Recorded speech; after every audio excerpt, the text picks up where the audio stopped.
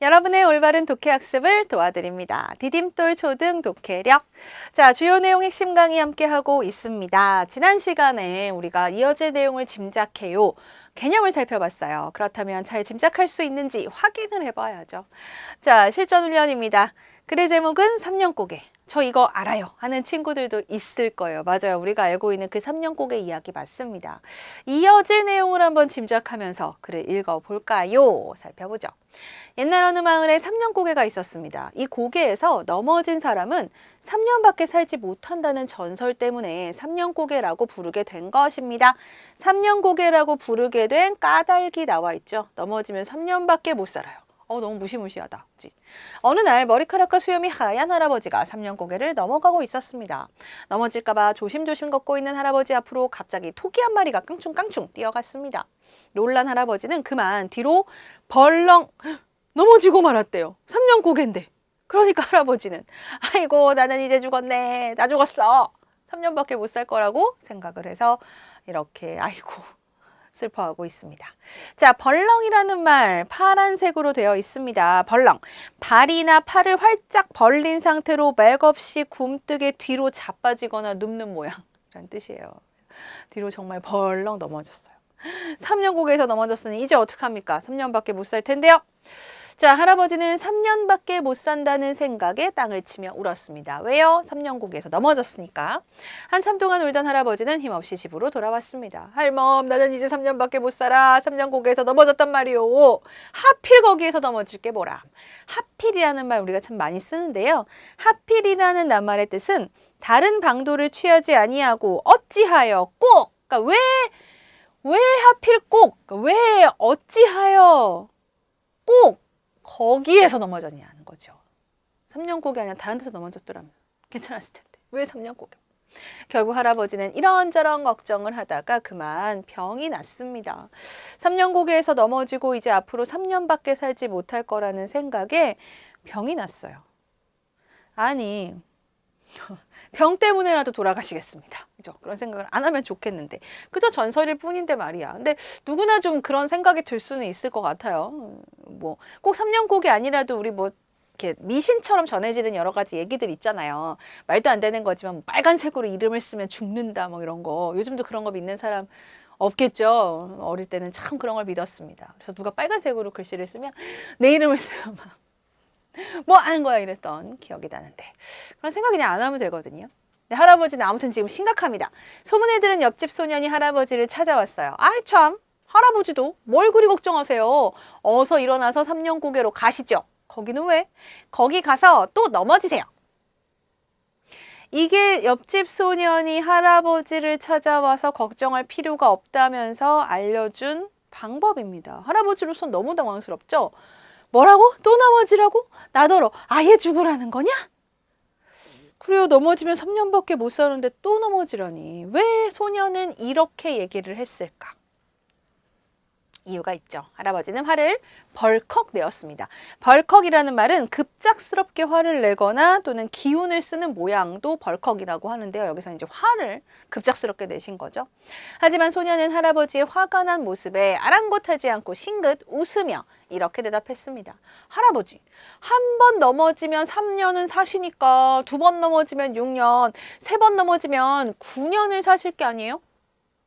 계속 넘어져야 되겠다. 그렇죠? 할아버지가 생각한 것과는 완전히 전혀 다른 생각입니다. 발상의 전환이라는 말을 하는데요.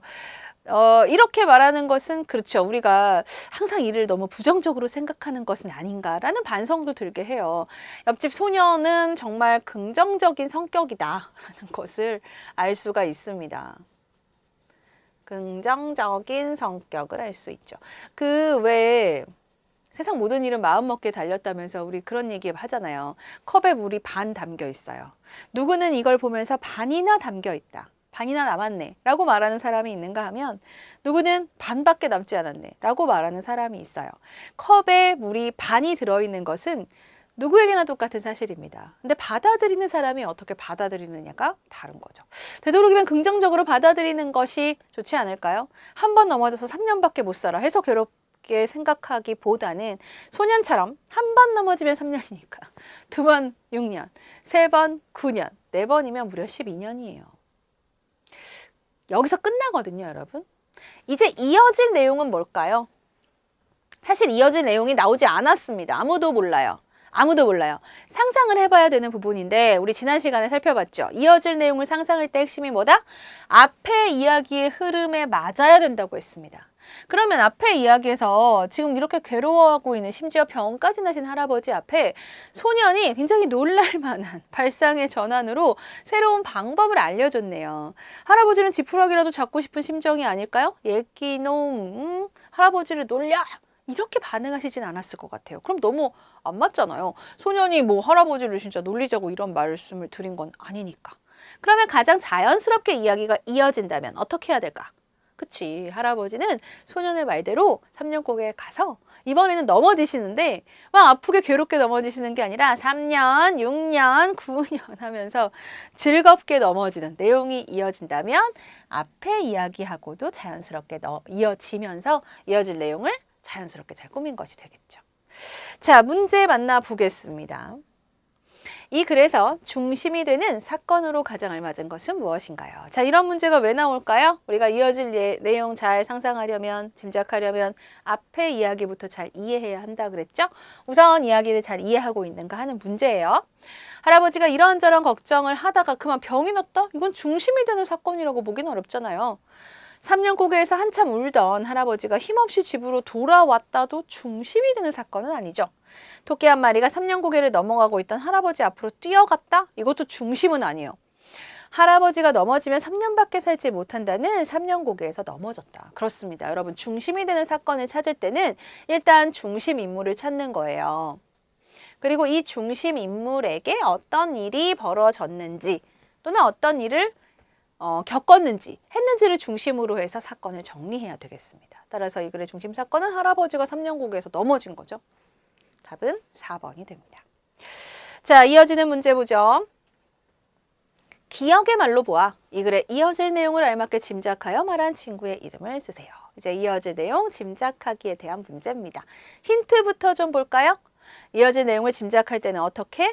사건들 사이에 원인과 결과가 있어야 한다는 것. 원인과 결과라는 것은 이제 이어지는 사건들이 어떤 관계를 맺고 있어야 된다는 거예요. 원인 때문에 일어난 일이 결과입니다. 결과를 만들어낸 일이 원인이거든요. 원인 없는 결과는 없어요. 이렇게 흐름에 맞게 이어질 이야기를 짐작해야 한다. 자, 끝부분에서 옆집 소년이 한 말이 바로 기억입니다. 이것을 원인으로 해서 할아버지는 어떤 행동을 할까? 자, 소년이 뭐라 그랬죠? 한 번 넘어지면 3년은 사시니까 2번 넘어지면 6년, 3번 넘어지면 9년을 사실 게 아니에요. 자, 그럼 이게 원인이 되어서 할아버지가 할 수 있는 행동은 이대로 해보시는 거죠. 자, 서연이는 할아버지는 그 뒤로 다시는 3년 고개 근처에는 얼씬도 하지 않고 걱정만 하면서 하루하루를 보낼 것 같다. 그럼 이 말이 앞에 나올 이유가 없죠. 옆집 소년의 이 말이 왜 나왔겠습니까? 나올 이유가 없어. 이렇게 이어질 내용을 짐작해버리면 앞의 내용과 전혀 연관이 안 되기 때문에 적절하다고 볼 수가 없다는 거예요. 할아버지는 소년의 말이 그럴듯하다고 생각해서 3년 고개로 가서 계속 굴러 넘어지면서 크게 웃겠죠. 걱정을 떨치겠죠. 왜냐면 한 번 넘어질 때마다 3년이니까 계속 더 많이 사실 수 있잖아요. 자, 누가? 그래요. 태우기가 알맞게 짐작했다라고 찾을 수 있습니다. 이어질 내용을 짐작한다는 건 바로 이렇게 하는 거예요. 그래서 문제에서도 기억의 말로 보아라고 하는 단서를 넣은 거죠. 이게 없다고 한다면 사실은 이어질 내용은 정말 여러 가지 방향으로 나올 수도 있을 거예요. 근데 원인을 딱 보여주면서 이에 어울리는 결과가 되는 것이 무엇인지를 찾는 형태로 이어질 내용을 짐작하게 만들었습니다. 자, 여러분이 만약에 짐작을 해본다면 어떻게 또 짐작할 수 있을까요? 이와 비슷한데 조금 다른 이야기로 꾸며보면 어떨까요? 여러분의 상상력을 발휘해보기 바랍니다.